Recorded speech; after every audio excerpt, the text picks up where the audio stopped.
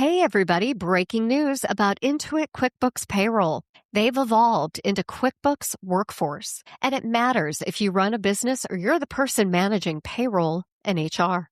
It's no surprise that owners and HR leaders like you spend half their week playing detective. QuickBooks Workforce gets you out of that mess. It's an all-in-one command center that pulls HR, time, benefits, and workforce data into one connected dashboard, fully integrated with QuickBooks Accounting. You can automate the routine stuff without losing control. Spend less time reconciling and more time acting. Turn workforce data into clear business insights and stay ahead of compliance and labor costs. Move from reactive to proactive. Make the switch today to QuickBooks Workforce at quickbooks.com/workforce. That's quickbooks.com/workforce. RepCap is proud to support Punk Rock HR. We're B2B content marketing consultants that combine a journalist's curiosity with a marketer's creativity to tell clear, human stories that connect. From strategy to execution, we partner with brands to turn ideas into thought leadership and get real results. Want to learn more? Head over to repcap.com. We just don't collectively have a capacity in, much of Western culture to think about the future without fear. And so a lot of what I care about professionally is, I do strategy work. Of course, I'm going to help us think about what's the path forward and what do we do next. But what I really care about is do you have the capacity to lead when it's unknown? And do you have a desire to look at the uncertainties that are just part of the human experience as a space of possibility? Hey everybody, I'm Lori Rudiman. Welcome to Punk Rock HR. My guest today is Tameka Vasquez. She's a futurist and advisor, and she works with leaders like you who are shaping the next era of work. But those leaders she works with, they're doing it purposely. Tameka's a really great guest today because she's showing leaders different ways to think, decide, and communicate in this crazy and disruptive world. And she's doing it without buzzwords and with a lot of humanity. I met Tameka at a conference and I immediately just fell in love with her energy and her big ideas. We had a terrific conversation, and at the end of it, I said, you ought to be a guest on Punk Rock HR. And ladies and gentlemen, that's what we're doing today. So if you want to learn from someone new, someone who may not be in your network, but has a really interesting take on what leaders ought to be thinking and doing in just uncertain times, well, sit back and enjoy my conversation with Tameka Vasquez on this week's Punk Rock HR.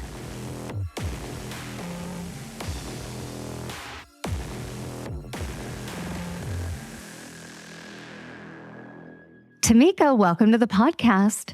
Thank you so much, Lori. I'm so happy to have you here. We met in a suburb of Philly, and you had big ideas, big energy, and a real passion about the future of work. And we're going to cover all of that today. But before we get started, can you tell everybody who you are and what you're all about? I'm Tameka Vasquez. I am all about how we shape our visions for the future and what that means for what we choose to do with our lives every day.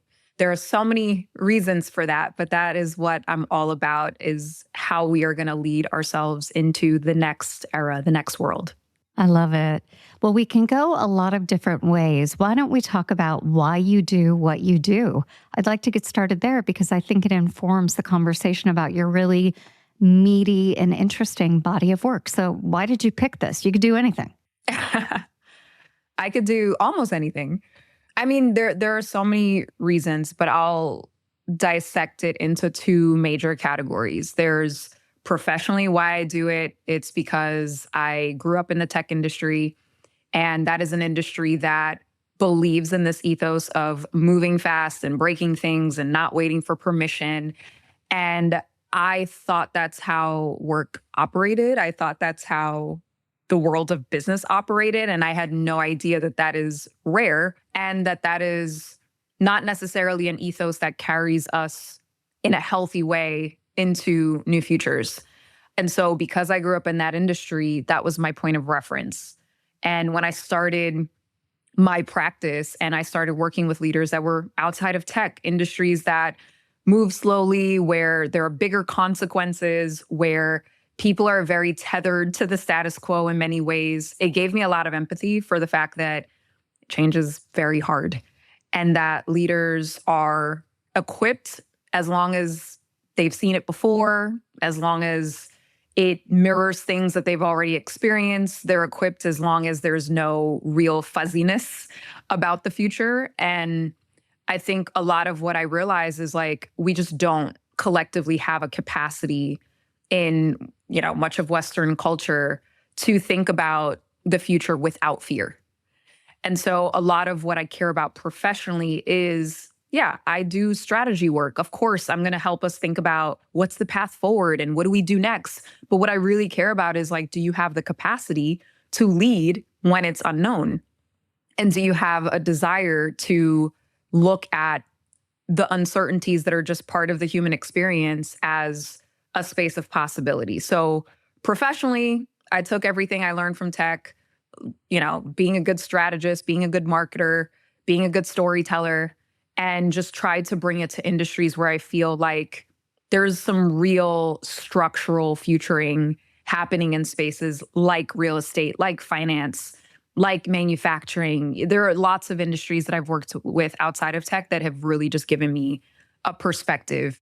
Well, Tameka, that's really interesting because I can hear your professional commitment to really reshaping and rethinking the future of work and guaranteeing different outcomes as well. And we can talk about all that. But I want to talk about why you do what you do personally, because you indicated there's a personal component here. So what's that all about?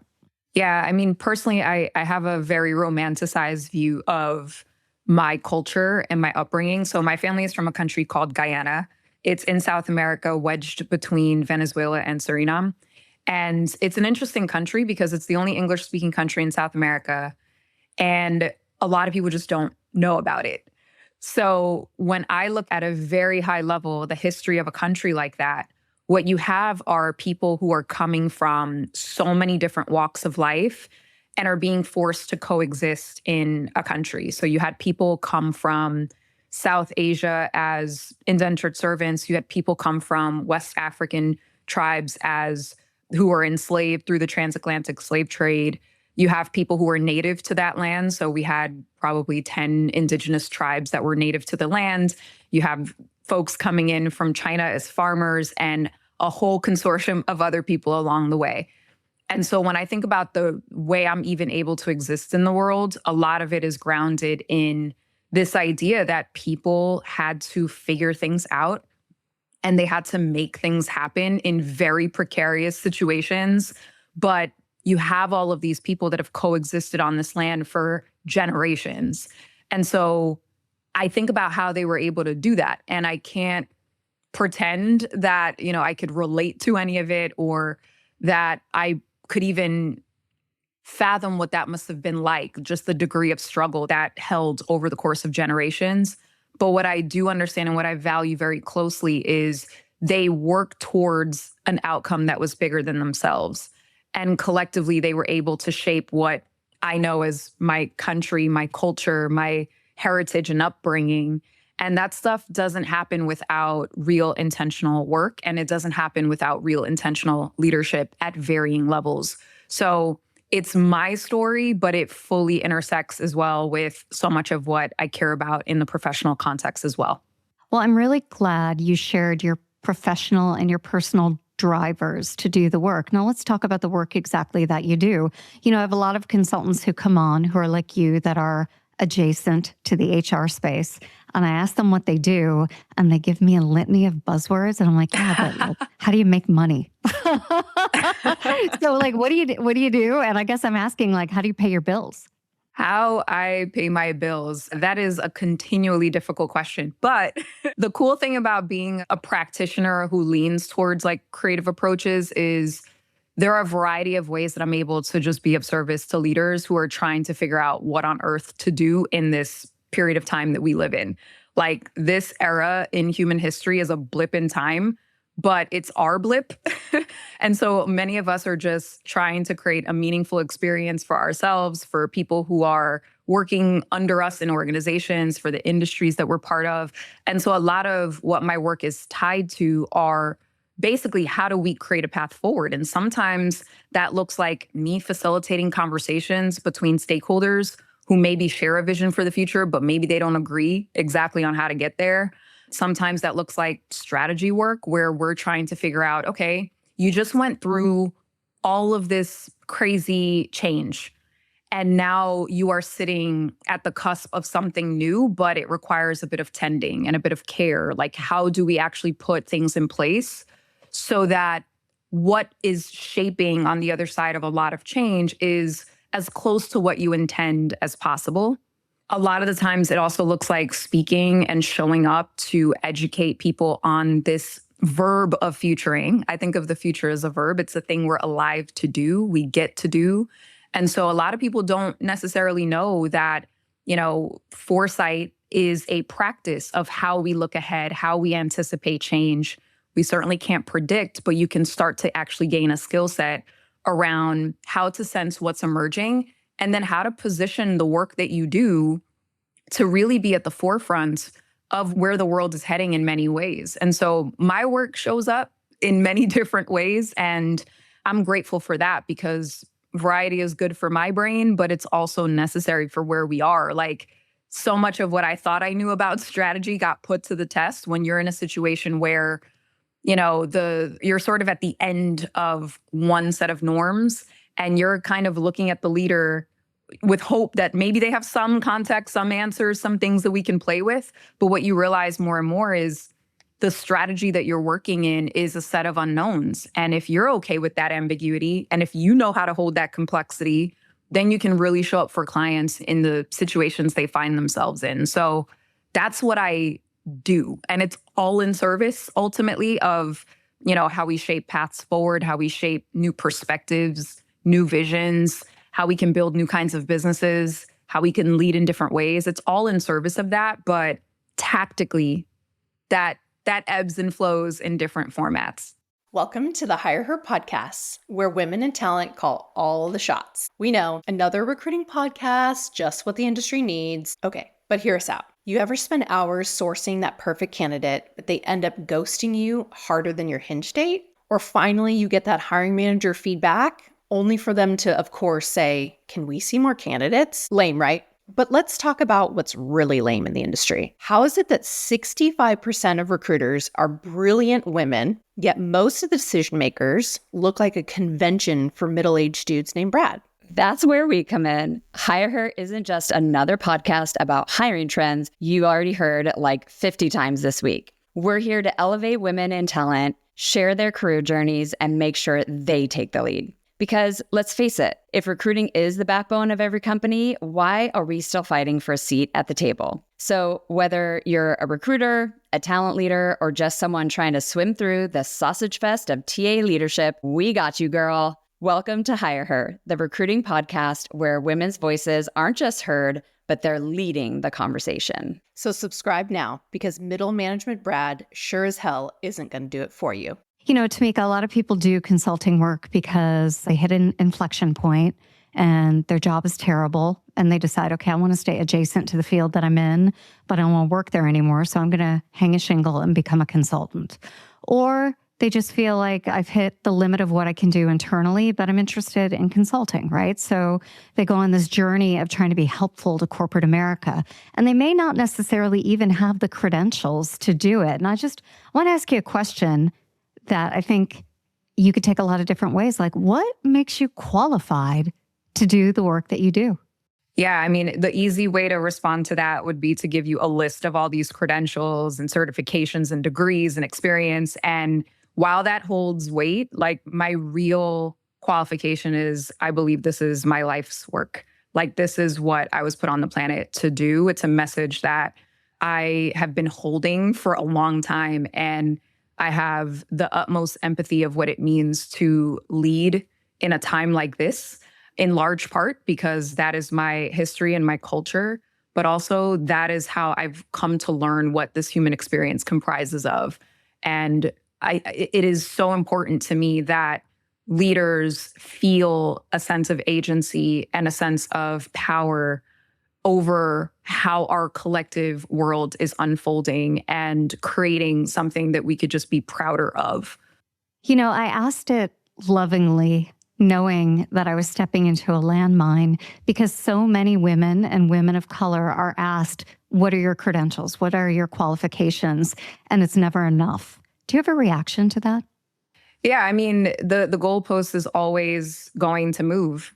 And I'm not here on a planet to convince anyone of the worthiness of my existence. I know why I'm here. So I think so much of this also correlates so many ways to the future of work itself, because to the extent that we are always going to be upheld by impossible standards, or to the extent that we subscribe our own self-worth and our own self-authorship to external validation, it's always going to get in the way of brilliance.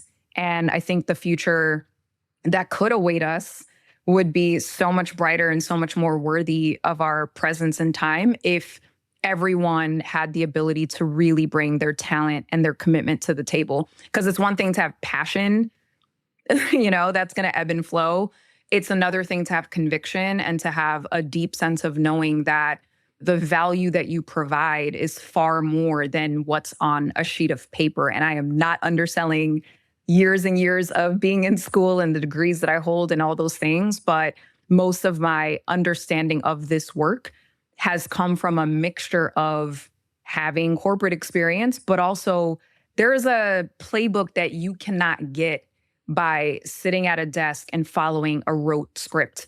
You just have to live and you just have to experiment and you have to be willing to be a continual student of this human experience. And to the extent that you can apply certain things to business environments, great.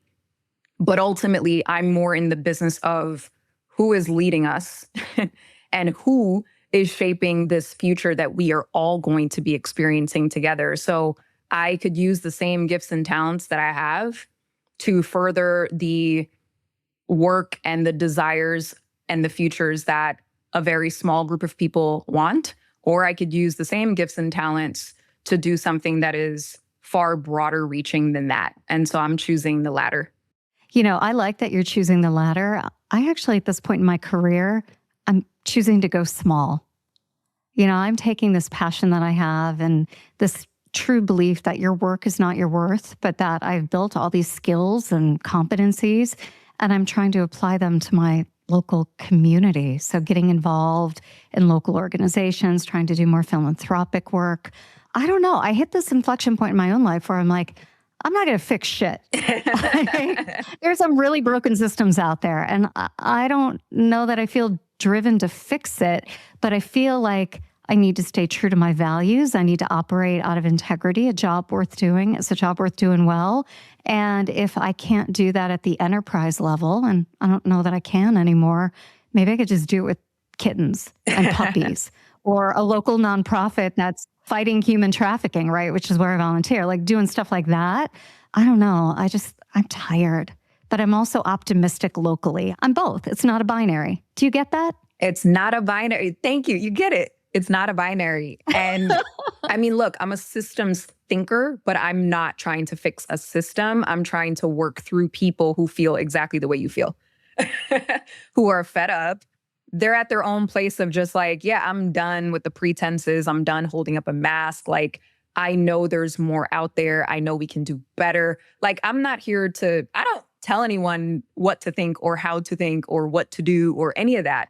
I'm simply here to facilitate you once you're ready. And I think that's really my version of what you just said, because I agree. I'm not going to change the entire world, but the world exists through people. And so to the extent that I walk out of this life and I have a handful of those stories and I can feel a sense of connection to what I said, what I did on the planet and who I am, amazing. That's a life well lived, and I'm okay with that. I have this theory about work that if we're lucky enough, if we actually have privilege enough to do it, the work that we do is actually figuring out ourselves. And I see this proven out time and time again for people who are working in positions of excellence and doing really great work in the world. They're really trying to figure out who they are, what makes them tick, and maybe even trying to rewrite in a very positive way their own stories. And so it's interesting that you were probably playing with this long before you knew long before you knew you needed to play with it. So I'm endlessly fascinated by that. And you brought up the fact that you have a framework for the work that you do. And if I understand it correctly, it's called SHIFT. Am I right? It is. Yeah. It's called SHIFT. It has been transpiring for probably my entire career subconsciously. And the reason I kind of realize that now is because I have been looking through the archive of voice notes and little tidbits that I've written to myself over the course of years. And I realized the root cause of a lot of my frustration with work was always like, it felt like there was already a script. And my success depended on my ability to memorize the script and to just like show up and perform according to what, the role as it was written. But that felt completely at odds with what I actually learned and how I've sort of understood myself through work as a professional, as a person, as a leader, as a contributor. So much of it is unscripted. So much of it has nothing to do with, what was written on a job description. It's your ability to show up consistently, and it's your ability to keep shifting. And for me, it was so interesting to look back on just points of frustration, points of feeling inadequate, places where I felt like, I did everything right and yet it's not enough. And I realized a lot of that is grounded in the fact that we uphold this sort of status quo because it's familiar, but not because it's effective. And I've had to learn what is effective for me. I'm so glad you brought that up because I think about the world of work and how so many people hit that status quo, right? And they get so frustrated with it. And instead of learning to shift or pivot or work with it differently, which I assume your framework helps us to do, we quit, which is my own story. Like I hit a limit where I'm like, well, this system is toxic and I can no longer participate in it. And instead of kind of trying to figure out my own philosophy or my own way or thinking through this in a way that gave me some time between my feeling and my reaction, I was just like, you know what, I'm done. And so I'm glad you've got a framework out there that can help us with it. Can you tell us more about it?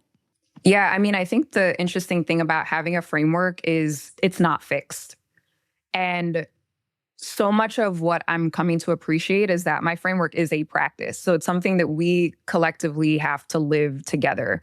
And it really speaks to, one, everybody is fascinated with the future. Like it's such a part of human civilization to be fascinated with like what's coming next, what lies ahead of us. Right. So it's like, if you think of the future as a fixed time and place, then you're going to be stuck trying to figure out like, well, what's the perfect equation to get me towards this future? But if you think of the future as a space of possibility, if you think of the future as, a verb, like we talked about earlier, then it changes your relationship to it. And so shift really is a practice in many ways of how do we future? How do we shape, a new perspective on what could be? How do we untether ourselves from the status quo? And then shift is also how you lead in many ways. So it's an acronym. And at a super high level, that acronym SHIFT is, what do you see? What is actually shaping your vision for the future?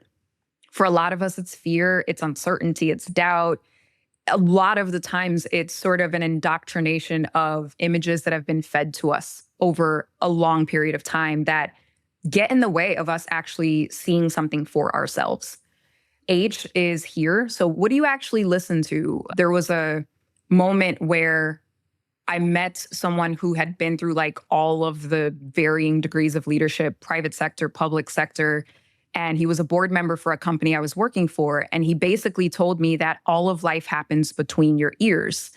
And so I've been holding on to this idea of, well, how do things get between your ears? You're hearing them. You are literally oversaturated with other people's opinions and information and headlines and buzzwords all the time, but we don't think about it. So if you are mindful of what you hear, you can discern better and you can understand a little bit more of like what's actually emerging in the world that's buzzing beneath the surface, because that by the time it's loud and obvious, everybody's in reaction mode. So what happens if it's a bit quieter, if it's imperceptible? How does that then position you to basically be ahead of the curve of how things are evolving? I is the idea of illuminating. So how do you cast a light on people who are impacted by your decisions? And it's important to me to do that, particularly when you're talking about HR folks, because, the once a year survey is not going to cut it. Waiting for the exit interview, I mean, again, by then it's too late. So how do we start to put a spotlight on different voices, different points of view? How do you welcome that complexity and maybe that conflict, as scary as that might be? But how do you invite that so that you have a point of view that's enriched by more than just whoever the highest paid person is in the room? Welcome to The Human Role, your go-to podcast where HR and payroll collide with innovation. I'm your host, Tiana Neal, and every month I'm diving deep with industry experts and change makers, bringing you real talk insights, practical tips, and fresh takes you won't hear anywhere else. Whether you're a leader, practitioner, or just curious about the latest HR and payroll trends, I've got you covered. Ready to roll with the best? Tune in for fresh perspectives, actionable tips, and the knowledge you need to roll forward with confidence. Subscribe now and let's transform the way you work. When you say illuminating, I also think about recognition as a component of that. There's so much that we do allow ourselves to hear that is healthy, and we fail to acknowledge where it comes from. And we fail to kind of highlight the beauty of other people's ideas. Sometimes I know even just subconsciously, I'm like picking and choosing ideas out there. And I'm like, wait a second, I have to catch myself. I didn't come up with that. Like, let me cite the beauty and the brilliance of what's actually resonating between my ears, right? So when you said illuminating, it really drove my thought process to recognition. I don't know. What's your reaction to that? I think that's spot on, because we don't realize how much of an echo chamber we live in sometimes. And, I empathize with that, because leaders, like, their calendars are filled with meetings upon meetings. I get it. But for me, it's more about how do we carve out space to intentionally invite other points of view and other perspectives. And again, that's a practice. That's not something you can just do once a year. That is like an intentional part of how you show up. So yeah, what you just said definitely resonates for me as well. Well, you've got the F and the T left. So give us the F and the T from Shift. So F is framing. Framing is really about the lens through which you see new possibilities.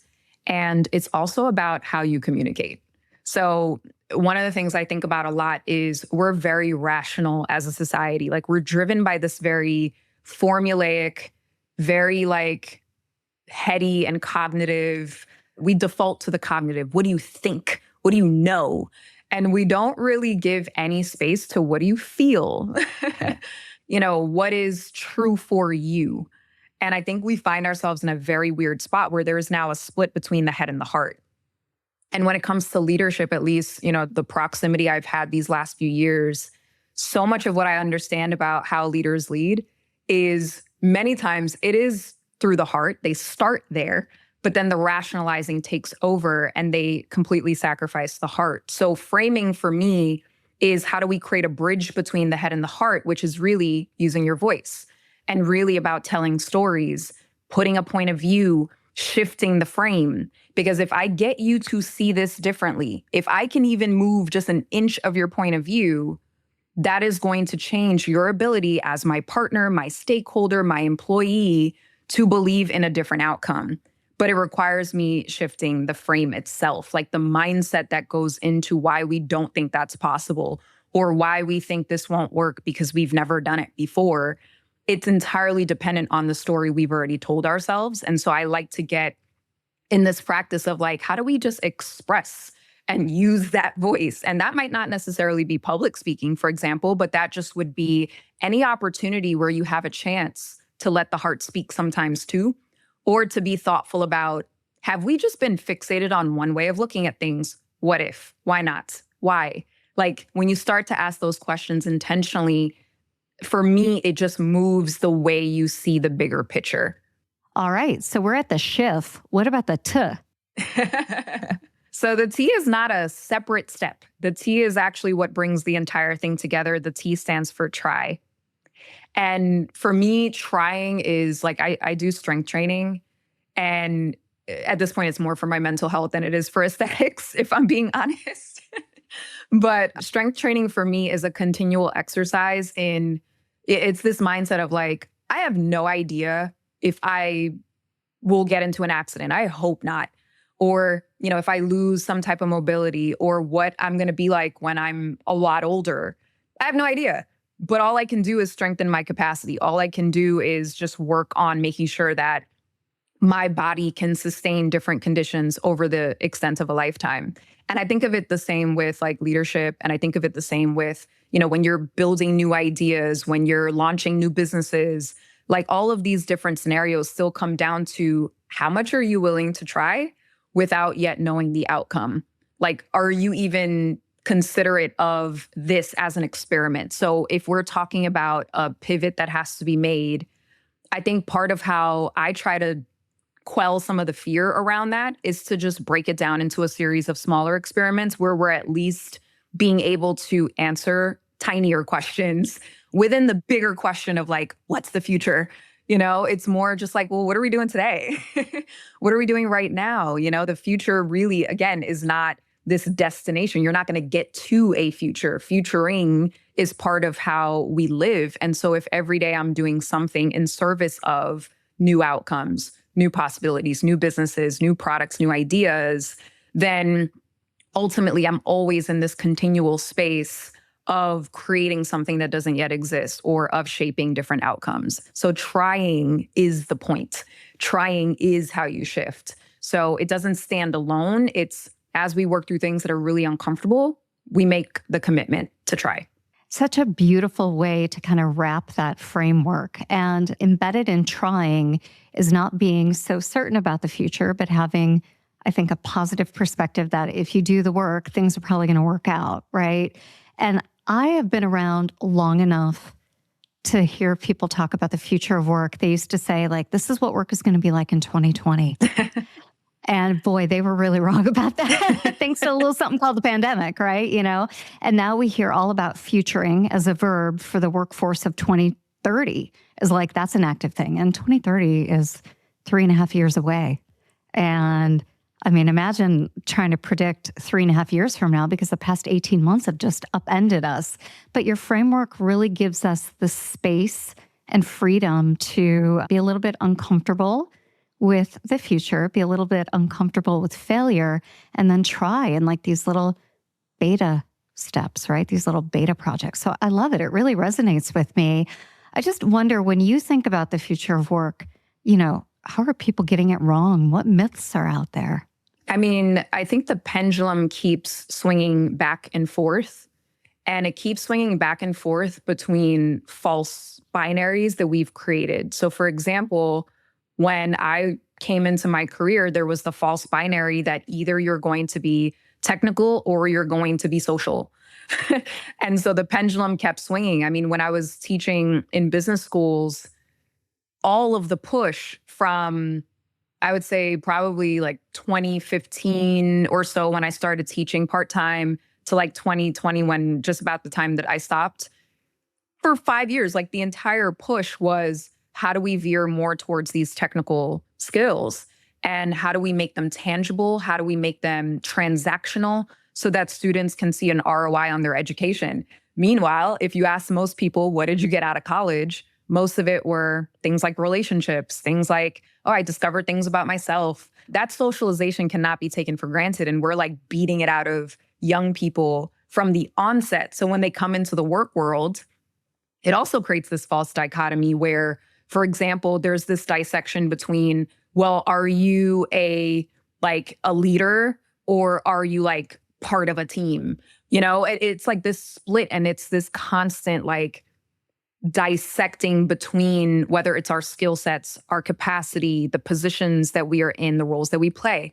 And I think that is one of the biggest myths that we just have to dismantle, because more and more we're stepping into a reality of a yes and. Like, yeah, you got to be technical. You also have to be really social. Like, you have to understand humanity and the humanities, which requires you being okay with questions that don't yet have answers, for example.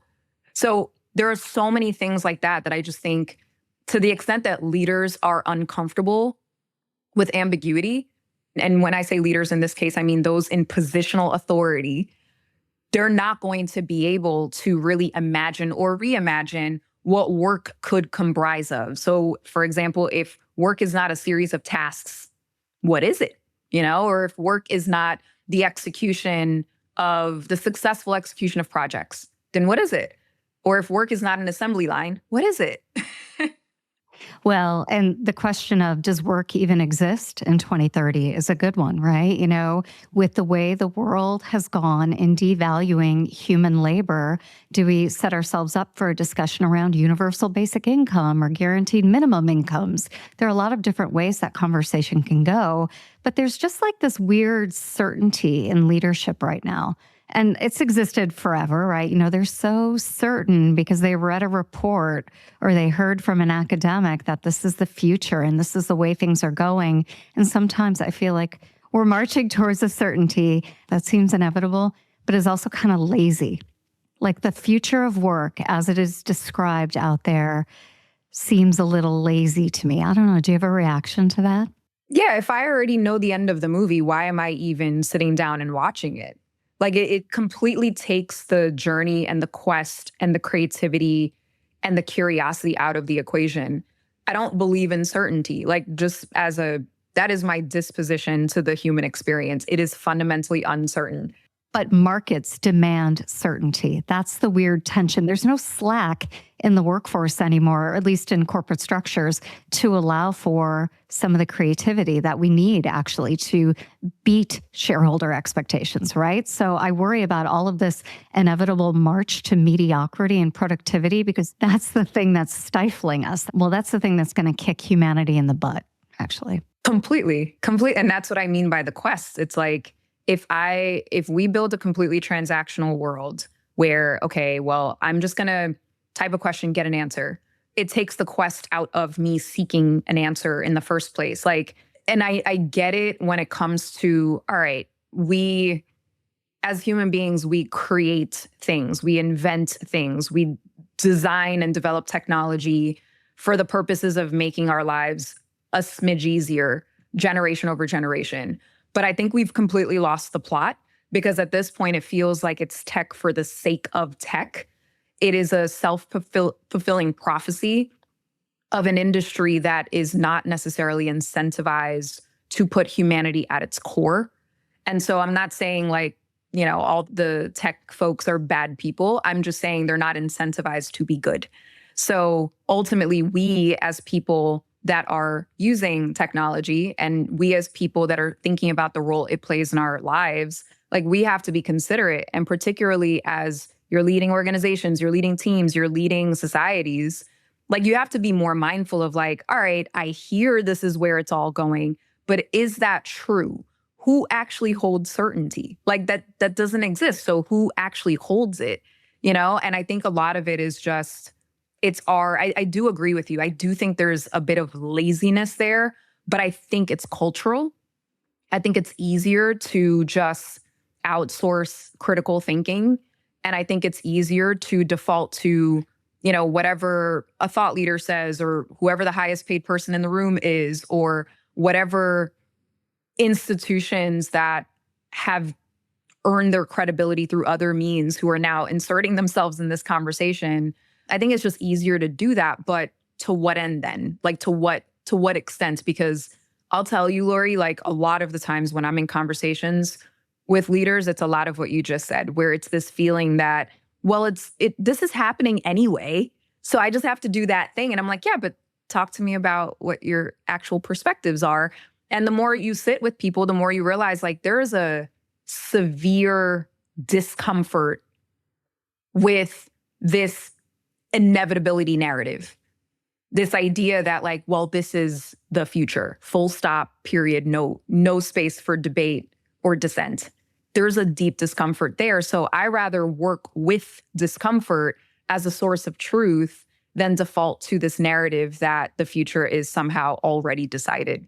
I love that you say that. One of the conversations I'm having over and over again with product leaders, HR leaders, executives is, why don't you let somebody else go first? Like, how would that feel? Just even as a thought experiment. Like, why do you have to be first to market with implementation of this new thing? Why do you have to be first in the acquisition of this product, right? I mean, going first is brave and it's bold, but in this really weird world of uncertainty, let's play with the idea that someone else might go first and we can learn lessons from them. I don't know, like everybody hates that. But once you get them weird enough to get on board with that, it's kind of a fun conversation. I think it could be a super fun conversation because that's another example of a pendulum swing that I notice a lot, where the pendulum swings between either I have to be first or I'm a total laggard and I'm left behind and like going to be made obsolete. And again, it's this false binary. It's this zero-sum thinking that makes you forget there's a whole spectrum of things in the middle.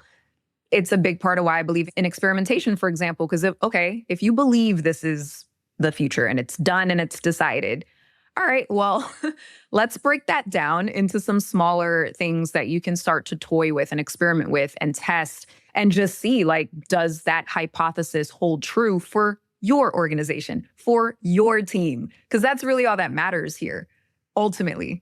So I'd rather break it down to even, smaller experiments just to test if what you say with certainty actually holds any certainty. That's right. And I think the false binary on the opposite side of that is sitting something out. And just because you're not first, to your point, doesn't mean you're sitting out. And you can take those small little bites, or you can look at the market differently. You can go slow, ultimately, to go fast. Like, I'm not telling people to close their eyes to, work tech and AI innovation. But I'm also telling them that people who bought the first generation of Model T cars did not have those for a very long period of time, right? And there were new and more interesting things that came down the road. So do we need to be first and buy what's coming off the factory line right away? Or can we learn from what's being put out there and what's being tested by other people? So I'm glad we're having this conversation. I feel like there are so many HR leaders out there who could use your wisdom, who could use your counsel, who could use your framework and your approach, your practice. When you work with HR teams, how do you work with them?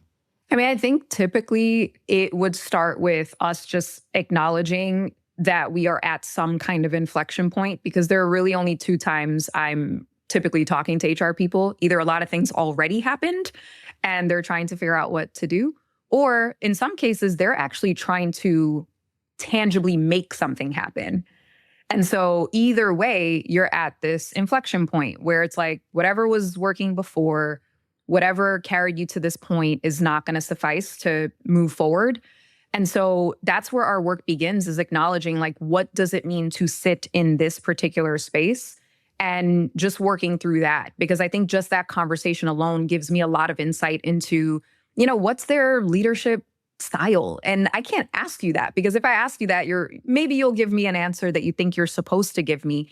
But I rather just get to the truth of it, because I'm not here to judge it at all. I'm here to work with it. And I think we start there, and then we try to figure out, like, what is actually emerging and what are some opportunity spaces that maybe are right in front of you, or in some cases are just totally new divergent opportunities. But what I find is they can create some real inspiration when you start to see, like, wow, there's a whole spectrum of stuff happening out there. Maybe it's not directly in your industry, but I like to bring in those insights to just show there are possibilities that are emerging that maybe you can borrow from another sector that can really probe some new thinking for you. And then it's just a matter of figuring out, like, what are some of those outcomes, and really being intentional, because we can't do everything. So I like to just get to a place where we start wide, we start with this broader vision, we start with understanding what possibilities are emerging that can shape future of work for you and your organization, but then ultimately landing on what is actually within our control, and what are the opportunities that are awaiting us to start to socialize some of these other ideas that still might have a little bit of fuzziness. So I work a lot on how do we communicate, a variety of ideas that are not battle tested yet. They have some ambiguity to them. They require alignment. They require a willingness from your stakeholders to engage. So I work a lot on things like that as well. So it's really just a broader spectrum of, like, figure out what some ideas are, figure out how do we actually test them, who do we bring them to, how do we make it happen, what's in our control. Well, Tameka, we had such a Great conversation today. I loved it. I actually learned a little bit, which I really appreciate. So thank you for that. If people want to connect with you, learn more about what you do and how you help and how you're in service of these big ideas, where should they go? Yeah, I'm always happy to talk to strangers, reach out on LinkedIn. And I also write a Substack newsletter called Between Shifts, this idea of how do we lead when it's clear that we're at the end of one world, but the next world is still emerging, still fuzzy. So how do we navigate that in between? So either one of those is great. And I'm always happy to talk to people who have a commitment to figuring this thing out too. Amazing. Well, we'll put all the links in our show notes. And it was just such a joy to connect with you again. Thanks again for being a guest on Punk Rock HR. Thanks, Lori. Hey, everybody. Welcome back. I hope you enjoyed my conversation with Tameka Vasquez. Here are 3 things that really stuck out to me. The first is that inevitability is a lie. You know, we are being told right now that we are marching towards a future, specifically with work and with technology. And I'm reminded of the old saying that when man plans, God laughs. And there's real opportunity, not only on being on the side of God, but being on the side of people who sit back and question what's happening and don't assume that outcomes are certain. That's the advantage that you have right now, and that's the advantage that Tameka sees. The second thing that sticks with me in this conversation is that you could be the most credentialed person in the world and totally prepared to do the work, and some people won't see it. And for Tameka, she's done proving her worthiness, and instead, she's looking for partners, for clients who are really thinking about the future of work and the future of the world differently and are making a commitment to do that work. I think it was really beautiful the way she talked about credentials. And if you get a chance, go back and listen to that part of the conversation. The third thing about this conversation is that her framework shift is so interesting, and it ends with the word try. And if you get anything out of this conversation at all, it's that nothing happens in the world if we don't try. And there are ways to do that, to mitigate the risk, to take little baby steps towards the future that we want, towards the progress that we need, and really the lives that we deserve. Punk Rock HR is produced by RepCap. They're a B2B content marketing agency who help organizations tell clear human stories that connect. Whether you need strategy, customer interviews, or full production support, RepCap turns complex ideas into compelling content that moves business forward. Learn more at repcap.com. Punk Rock HR can also be found on the Work Defined podcast network, along with hundreds of other work-focused shows. To listen or learn how to advertise, head on over to workdefined.com. That's WRKdefined.com. And finally, if you enjoyed this episode, please leave us a 5-star review wherever you stream it. It really helps the show. Now, that's all for today. I've got some advice for you. Be safe, be kind, and don't sell out.